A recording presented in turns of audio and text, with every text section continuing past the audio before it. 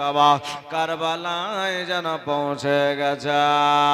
ইমাম হোসেন রাদিয়াল্লাহু তাআলা আনহু কারবালায় যখন পৌঁছে গেল, ওগো আমার আব্বা জীবন মা বোনেরা, ছোট ছোট বাচ্চা দুটো ইব্রাহিম ও মোহাম্মদ বলে, হুজুর গো আমরা ইয়াজিদের সঙ্গে মোকাবিলা করব, ইবনে জিয়াদের সাথে একবার আপনি অনুমতি দিয়ে দেন, ওই কারবালাটায় এক চক্কর মেরে আসি। ওগো আমার আব্বা জীবন মা বোনেরা, ইমাম হোসেন রাদিয়াল্লাহু তাআলা আনহুর কাছ থেকে পারমিশন নেওয়ার পরে বাবা এবার আউনো ইব্রাহিম ও মোহাম্মদ দুটো ছোট্ট ছোট্ট তলোয়ার নিয়ে কারবালায় যেন বাবা নেমে গেল। ইবনে জিয়াদের সাথে মোকাবিলা করার জন্য নেমে গেছে। ওগো আমার আব্বা জীবন মা বোনেরা, ইবনে জিয়াদ বলল, ও বাচ্চারা তোমরা এখানে এসেছো কি জন্য এসেছো? বলল মোকাবিলা করার জন্য। বলল কার সঙ্গে? বলে তোমার সাথেই তো মোকাবিলা করব বলে আমরা এসেছি। ওগো আমার আব্বা জীবন মা বোনেরা, ওই বাচ্চা দুটোকে সঙ্গে সঙ্গে বলে, এসো এসো আমাদের ডেরার ভিতরে এসো, চিন্তা করো না, আমাদের ডেরার মধ্যে এসো, তোমাদের যেন মুখগুলো যেন রৌদ্রে পড়ে যায়। বলল শোনো গো, তোমার তো এ দুনিয়াবি তাম্বু দিয়ে ডেরা বানিয়েছ, তিরপাল দিয়ে ডেরা বানিয়েছ, কিন্তু শোনো শোনো, আমার হোসাইনের সঙ্গে তুমি যদি সঙ্গী হয়ে যাও, হোসাইনকে হোসাইন বলে মেনে নাও, নবীজির নাম আসার বলে মেনে নাও, তাহলে তোমার এই তো তুমি তো দুনিয়া তিরপালের তলে তুমি আমাদেরকে ছায়া দেবে, কিন্তু আরশে আজিমের ছায়ায় আমার হোসাইনের সঙ্গে হাত যদি দিয়ে দাও, তাহলে তোমাকে আরশে আজিমের নিচে আল্লাহ ছায়া দান করবি। জোরে বলুন সুবহানাল্লাহ। বিরাদার আজিজান মোহতারাম, এই ছোট্ট ছোট্ট বাচ্চা দুটা সুবহানাল্লাহ ওয়া বিহামদিহি ইব্রাহিম ও মোহাম্মদ আপনার ইবনে জিয়াদের সঙ্গে মোকাবিলা করার জন্য কারবালায় নেমে গেছে। ইবনে জিয়াদ বলল, তোমরা যদি আমার সঙ্গে মোকাবিলা করো তাহলে তোমাদেরকে আর একবার হয়তো জন্মগ্রহণ করতে হবে, কিন্তু আমি ছোট বাচ্চা, তোমরা কেমন করে ছোট বাচ্চা আমার সঙ্গে মোকাবিলা করবে? ইবনে জিয়াদকে বলল, তোমার যদি ক্ষমতা থাকে একবার আমাদের সঙ্গে লেগে দেখো।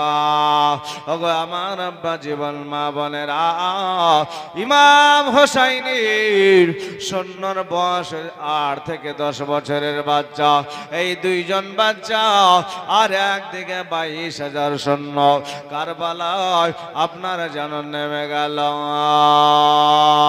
যুদ্ধ চালিয়ে যায় চালিয়ে যায় চালিয়ে যায় চালিয়ে যায়, ছোট ভাই বড় ভাই যেন যুদ্ধ চালিয়ে যায়, এত দ্রুত গতিতে আপনার যুদ্ধ চালাতে আরম্ভ করেছে বাবা, কলার গাছের মতোই যেন কেটে চলে যায়।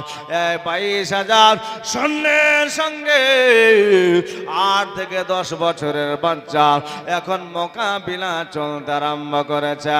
শুধু এটাই নয়, ইমানের পাওয়ার কতটা ছিল, 10 বছরের বাচ্চার মধ্যে কেমন ইশক মহব্বত নবী মুস্তাফার ছিল, হোসাইনের মহব্বত কেমন ছিল বাবা, একটু চিন্তা করে দেখো। আপনার যখন নেমে গেল যুদ্ধের ময়দানে, যুদ্ধ যেন আপনার চলতে আরম্ভ করেছে, যুদ্ধ চালিয়ে যায়, যুদ্ধ আপনার যেন চালিয়ে যায় চালিয়ে যায়, ঘন্টার পর ঘন্টা অতিবাহিত হয়ে যায়। কিন্তু বেরাদার মিল্লাতে ইসলামিয়া ওই দুনো ভাই যুদ্ধ যেন চালিয়ে যা। যুদ্ধ চালাতে চালাতে আপনার কিছুক্ষণ পরে দেখে আর ছোট ভাইকে দেখা যায় না। ছোট ভাইয়া কোন জায়গায় গেছে, কোথায় চলে গেছে আর কারবালার মধ্যে দেখা যায় না। সমস্ত কারবালাটাকে ভ্রমণ করতে আরম্ভ করা যাক। পশ্চিম থেকে আপনার পূর্ব দিকে, পূর্ব থেকে উত্তরে, উত্তর থেকে দক্ষিণের দিকে আপনার দৌড়াতে আরম্ভ করা যাক। আমার ছোট ভাইয়া কোথায়, কোন দিকে চলে গেছে কিন্তু কোনো মতে দেখা যায় না। দেখলো বাবা সামনে যেন একটা ছোট্ট বাচ্চা বুকে তীর লেগে যেন শুয়ে আছে। বড় ভাই মনে মনে চিন্তা করলো, মনে হয় এটাই আমার ছোট ভাইয়া। সামনে চলে গেল, যাওয়ার পরে দেখছে বাবা ছোট ভাই জমিনি যেন পড়ে আছে, ওয়াজার নয়নে বড় ভাই যেন কান্না করতে আরম্ভ করেছি। বলে ভাইয়া রে, তোমার বুকে তীর লেগে গেছে রে ভাই, তোমার মুখে তীর লেগেছে রে ভাইয়া। ছোট ভাই বলে বড় ভাই গো, তুমি আমার তীরখানা বুকে থেকে বের করে নাও গো ভাইয়া, আমি যেন ইয়াজিদের সঙ্গে মোকাবিলা করব। তুমি আমার তীরখানা বুকে থেকে বের করে নাও গো ভাইয়া। বড় ভাই আপনার যেন তীরখানা টানতে আরম্ভ করেছে বাবা, কিন্তু কলিজা পর্যন্ত ওই তীরের সঙ্গে যেন চলে আসা। বড় ভাইকে বলছে ভাইয়া গো, মনে হয় আমার কলিজা পর্যন্ত বেরিয়ে যায় গো ভাইয়া, তুমি আমার তীরখানা আস্তে আস্তে করে টান দাও গো ভাইয়া, আমার কলিজা পর্যন্ত চলে আসে গো ভাই। বড় ভাই অজর নয়নি কান্না করে। ওই দিক থেকে বাবা বড় ভাই যখন বাবাজি আমার বড় ভাইয়া যখন তীরখানা টানতে আরম্ভ করেছে, সঙ্গে সঙ্গে বাবা ওই দিক থেকে আপনার ছোট ভাইয়া যখন তীরখানা টানতে আরম্ভ করেছে, এবার বড় ভাইয়ের তীর এখানে বড় ভাইকে মেরে দিল। আর যেমন মেরে দেওয়া বড় ভাই জমিনে পড়ে আপনার ছটপট করতে আরম্ভ করেছে। একই জায়গায় দুই ভাই যেন শহীদ যেন হয়ে গেল।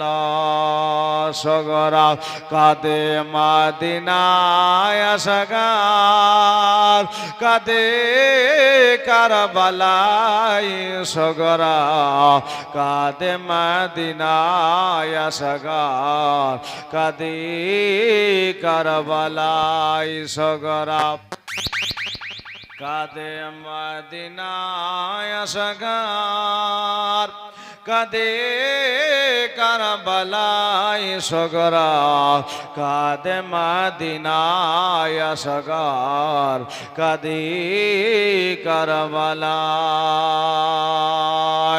পানি পানি করে আসগার আব্বাকে জানায়, আর কোলে তোলে ইমাম হোসেন সিনাতে লাগাই গো, সিনাতে লাগায়।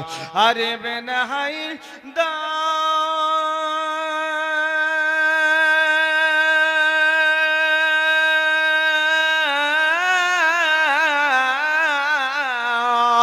আরে বেন হায়দার চাইছেন পানি, আরে বেন হায়দার চাইছেন পানি ওই কারবালার সিনাই সগরা কাদে মদিনায় সগর কাদি কারবালায় সগরা কাদে মদিনায় সগর কাদি কারবালায় সগরা কাদে মদিনায় সগর কাদি কারবালায়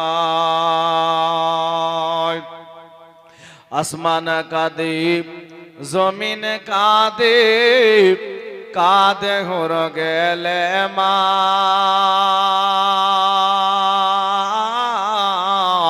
আর মদিনাতে কাঁদছেন আমার নবী দো জাহান আসমান কাঁদে জমিন কাঁদে কাঁদে হর গেলে মা আর মদিনাতে কাঁদছেন আমার নবী দো জাহান আর আরব কাঁদছে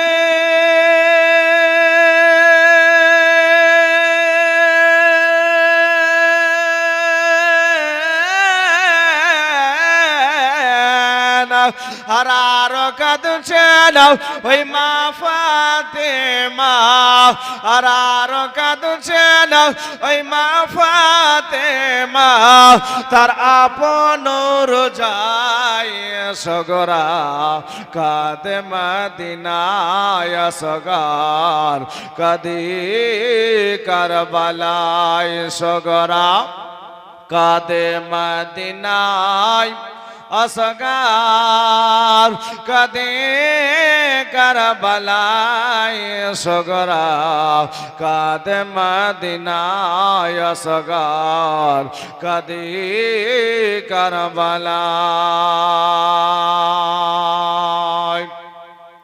करबलार ओई जमीन कांदे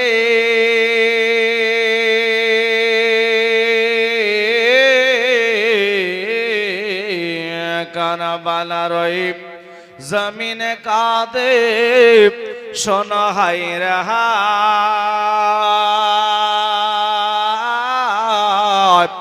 রক্তের বন্যা বয়ে যায় এই বুঝি কারবালা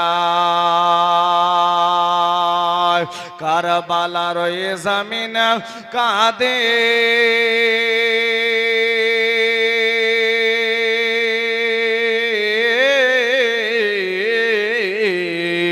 কারবালার ওই জমিন কাঁদে শোনো হাই রেহাই আর রক্তের বন্যা বয়ে যায় এই বুঝি কারবালায় আর আহলে বায়াতের জন্য কে বলা আর আহলে বায়াতের জন্য কে বলা সব ধুলাতে লুটায় সগরা কাদে মদিনায় সগর কাদে কারবালায় সগরা কাদে মদিনায় সগর কাদে কারবালায় সগরা কাদে মদিনায় সগর কাদে কারবালায়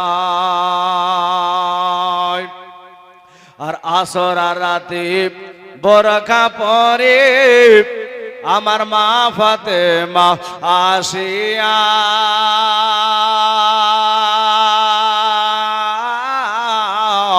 আর আপন হাতে ঝাড়ু লাগায় কারবালাতে আসিয়া আসর রাতে বরখা পরে আমার মা ফাতেমা আসিয়া আর আপন হাতে ঝাড়ু লাগায় কারবালাতে আসিয়া আরে ধুলো বালি কঙ্কা কঙ্কার যত, আরে ধুলো বালি কঙ্কার যত, নিজ হাতে সরাই সগরা কাদে মদিনায় সগার কাদি করবলায় সগরা কাদে মদিনায় সগার কাদে করবলায় সগরা কাদে মদিনায় সগার কাদি করবলায় আল্লাহুম্মা সাল্লি আলা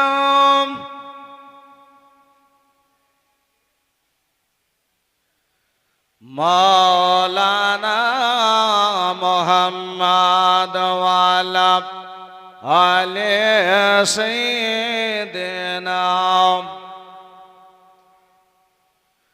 মুহাম্মদ সাল্লাল্লাহু আলা মুহাম্মাদিন মুহাম্মদ হরদম ज़बान से निकालो मोहम्मद हरदम शफीआना मोहम्मद सल्लल्लाहु ताला अलैहि वसल्लम। बिरादार अजीज़ मोहतरम, तो इब्राहिम ও মোহাম্মদ আপনার শহীদ হয়ে গেলেন কারবালায়। এইভাবে একের পর এক আওন মোহাম্মদ, আলী আসগার, আলী আকবর, এইভাবে একের পর এক সবাই আপনার শহীদ হয়ে যাবে। ইমাম হোসেন রাদিয়াল্লাহু তাআলা আনহুকে বললেন, ইমাম হোসেনের বিবি বলে, স্বামী গো, আপনার কাছে তো কোনোদিন কোনো কিছু আবেদন করি নাই, তবে আজকে আপনার কাছে আমি একটা জিনিস আবেদন করব। ইমাম হোসেনের বিবি বললে, ওগো আমার স্বামী যাও, আমার বাবা ইরান দেশের বাদশাহ ছিল, আমি হলাম ইরান দেশের বাদশার বিবি, আমি হলাম ইরান দেশের বাদশার বেটি। আমি কোনদিন আপনার কাছে কোনদিন কোনো কিছু আবেদন করি নাই, তবে আজকে আপনার কাছে একটা আমি আবেদন করব। আপনার কাছে আমি আইলানা চাই না, আপনার কাছে আমি মাস্করা চাই না, আমি আপনার কাছে অন্য কিছু সোনা চাই না, টাকা চাই না, পয়সা চাই না। বলে, বিবি রে, তবে আমার কাছে তুমি কি চাও বলে দাও। বলে, হুজুর গো, আমার 6 মাসের আলী আসগার, আমার 6 মাসের আলী আসগার পানির জন্য ছটফট করতেছি। আমার আলী আসগারে পানির জন্য ছটফট করে গো, কলিজা পর্যন্ত শুকিয়ে গেছে।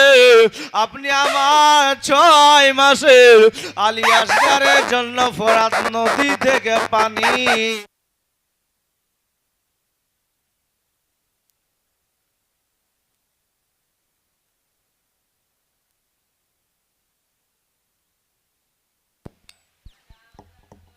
এইভাবে কি হয়? বেরাদার,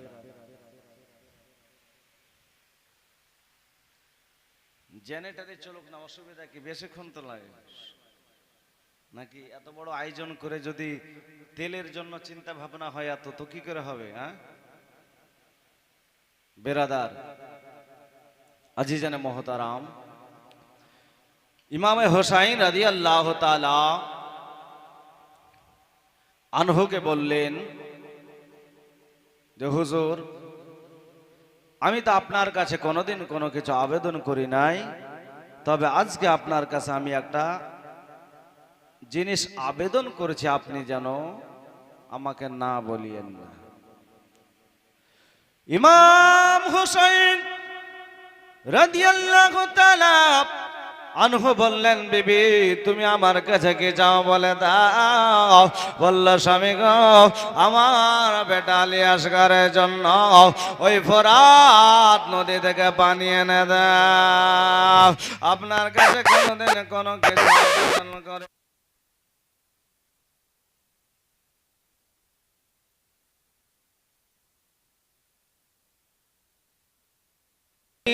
দিনা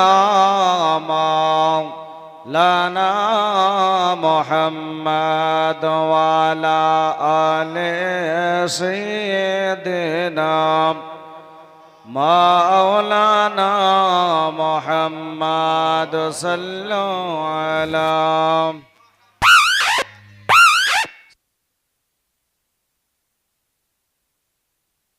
দিনা মোহাম্মদ সাল্লাল্লাহু তাআলা আলাইহি ওয়াসাল্লাম।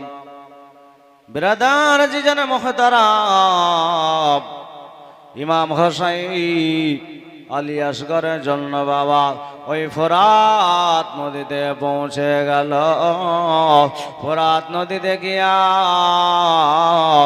আপনার পানির জন্য ফোরাত নদীতে ইমাম হোসাইন নেমে গেল। চামড়ার মাসুকের মধ্যে পানি ভরে নেওয়ার পরে দুলদুলকে বলে, দুলদুল পানি পান করে নে। দুলদুল বলে, আল্লাহ এই পানির জন্য আলী আসগর শহীদ হয়ে যাবে, এই পানির জন্য আলী আকবর শহীদ হয়ে যাবে, এই পানির জন্য মুহাম্মদ শহীদ হয়ে যাবে, আমি পানি পান করব না। আমার হোসাইন শহীদ হয়ে যাবে, এই পানির জন্য আমি পানি পান করব না। ইমাম হোসেন রাদিয়াল্লাহু তাআলা আনহু জানিয়ে দিল, ইবনে জিয়াদের লোকেরা তোমরা দেখে নাও, দেখে নাও, ইমাম হোসাইন যদি আজকে ইচ্ছা করতো ফোরাত নদীতে যেতে হতো না। ইমাম হোসাইন যদি চিন্তা করতো আমি ফোরাত নদী তোমার কাছে যাব না, তুমি আমার কাছে এসো, ইমাম হোসাইন যদি কথা বলতো ওই ফোরাত নদীর নিকটে ইমাম হোসাইনকে যেতে হতো না, ইমাম হোসাইনের কাছে ফোরাত নদী চলে আসতো। কেন বাবাজি, কেন কেন? আমার ইমাম হোসাইনের গোলামের গোলামের গোলাম আমার খাজা মাইনুদ্দিন চিশতি রহমাতুল্লাহি তাআলা আলাইহি, আমার সুলতানুল হিন্দ খাজা গরিবে নওয়াজ আনা সাগরের নিকটে বলে দিল, রে আমার মুরিদ যাও যাও, তুমি পানিকে বলে দেবে, ও পানি তুঝকো খাজা নে বোলায়া, ও পানি তোমাকে খাজা ডেকেছে। সঙ্গে সঙ্গে একটা আনা সাগরের পানি লোটার মধ্যে ঢুকে খাজার দরবারে হাজির হয়ে গেছে। চিন্তা করে দেখো, ইমাম হোসেন যদি বলতো ফোরাত নদী রে আমি তোমার কাছে যাব না, তুমি আমার কাছে এসো, ফোরাত নদী হাজির হয়ে যেত। কিন্তু না না না না না, ইবনে জিয়াদকে জানিয়ে দিল, দেখো 22,000 সৈন্য থাকার পরেও আমি ইমাম হোসাইন ফোরাত নদীতে গিয়ে পানি এনেছে। ওকে আমার আব্বা জীবনেরা, ইমাম হোসাইন রাদিয়াল্লাহু তাআলা আনহু ফোরাত নদীতে নেমে যাওয়ার পরে বাবা 9 থেকে 10 লিটার পানি আপনার ওই চামড়ার মাসুকের মধ্যে ভরে আপনার জন্য এখন চলে আসবি। আলী আসগর বলে, আব্বা যান পানি পান করিয়ে দিন গো আব্বা যান, আমি যেন সহ্য করতে পারি না, আমি পিপাসার জ্বালা সহ্য করতে পারি না, আপনি আপনি আপনি আমাকে পানি পান করিয়ে দেন।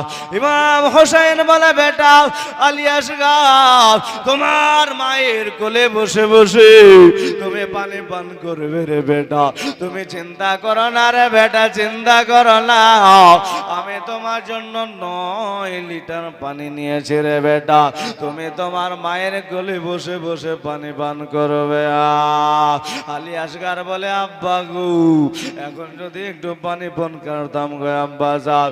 বলে, বেটা রে রে এখনই তো ঘোড়া দৌড়িয়ে দেব রে বেটা, ডেরায় পৌঁছে যাব, তোমার মায়ের কোলে বসে পান করবে। ওই দিক থেকে বাবা হুড়মুলা পাপি হিরক জন্য জহার মাখানো তীরখানা যেন বাবা আলী আসগরের দিকে আপনার লক্ষ্য করে মেরে দিল। আলী আসগরের হুলকুমি যেন লেগে গেল। আলী আসগর বলে আব্বা আর পানি পান করা হলো না গায়ে, আব্বা যা আমার গলি যাও, আমার গলায় যেন তীর মেরে দিয়েছে হুলকুমে। আলী আসগর বলে আব্বা গো আমার আর পানি পান করা হলো না গায়ে, আব্বা। ইমাম হোসেন বলে বেটা একটু ধৈর্য ধরো রে বেটা, বলে আব্বা জানে গো আমি আর পানি পান করতে পারলাম না।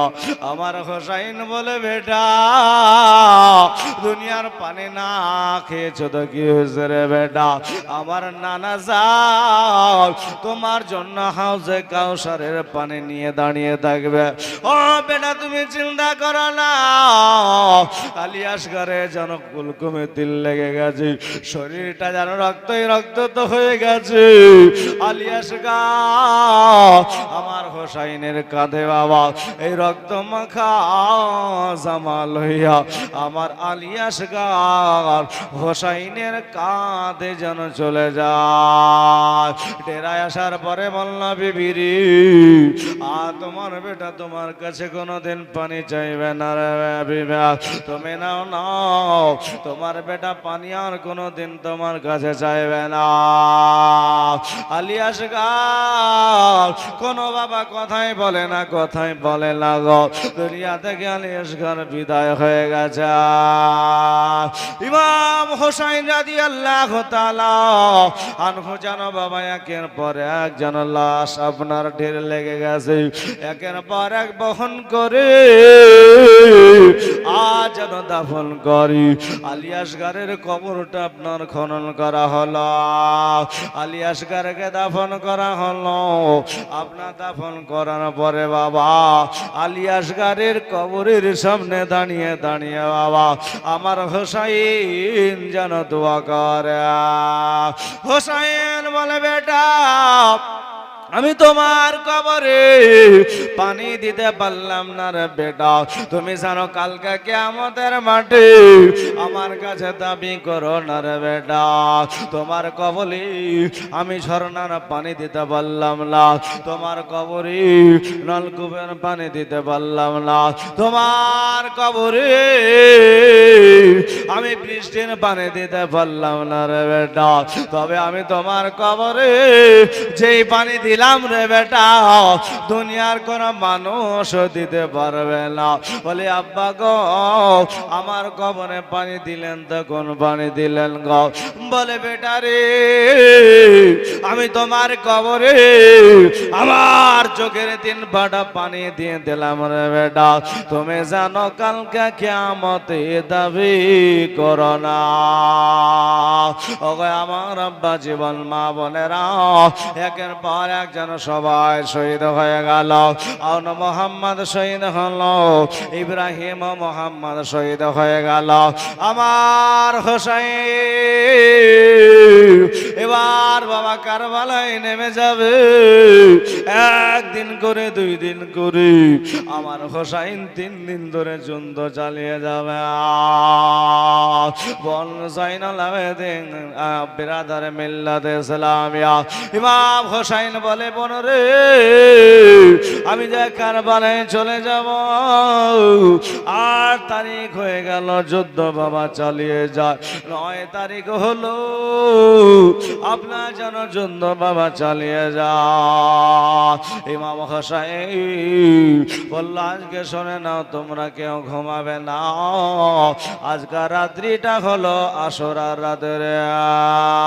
ইমাম হোসাইন রাদিয়াল্লাহু তাআলা আনহু আপনার সমস্ত টেরা মহিলাদেরকে বলে দিল, আপনার ছেলেদেরকে বলে দিল, আজকে তোমরা কেউ ঘুমাবে না, আজকে ইমাম হোসাইনের শেষ রাত্রি। ইমাম হোসাইনের আজকে জীবনের শেষ রাত্রি, আজ তোমরা কেউ ঘুমাবে না, আজকের রাত্রিটা হলো আসরার রাত্রে। আমার আব্বা জীবন মা বলে না, ইমাম হোসাইন রাদিয়াল্লাহু তাআলা আনহু আপনার কারবালা আপনার সকাল হলি 10 তারিখে মুহররমের 10 তারিখে আমার হোসাইন যেন শহীদ হয়ে যাবে।